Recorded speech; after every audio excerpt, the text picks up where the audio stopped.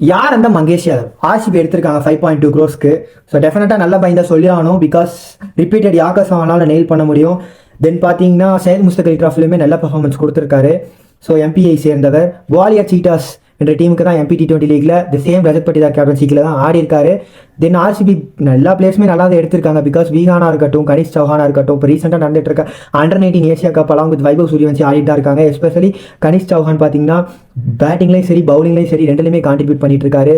Along with that சாத்விக்குமே நல்ல destructive batter தான் stats காட்டுது. தென் பார்த்தீங்கன்னா ஜார்டன் காக்ஸ் எடுத்திருக்காங்க. அவருமே வந்து பெரிய destructive batter. Because Phil Salt as well as Tim David ரெண்டு பேத்துக்குமே நல்ல ஒரு பேக்கப் ஆப்ஷனாக இருப்பார். தென் வெங்கடேஷ் ஐயர் எடுத்திருக்காங்க.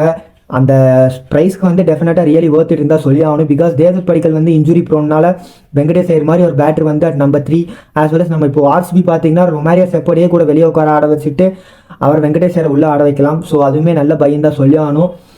தென் ஜேக்கப் டஃபி ஹேசல்வுட்டுக்கு சிமிலர் பவுலர் தான் சொல்லி ஆகணும். பிகாஸ் இந்த 7 மீட்டர் லென்த்தில் சேம் லைன் லென்த்தில் தான் குத்த போகிறாரு.